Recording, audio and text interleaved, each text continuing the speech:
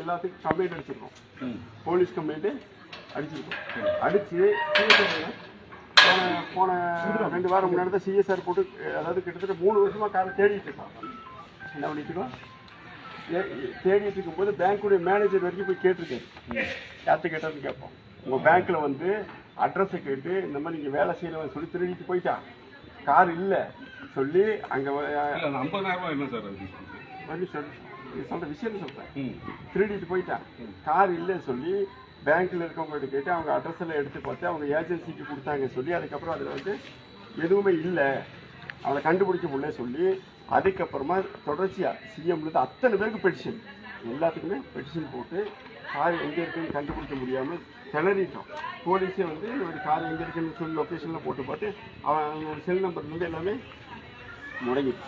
முடங்கி போன ஒரு 3 வாரம் முன்னாடி திருப்பி அதை போய் பெட்டிஷனை எடுத்து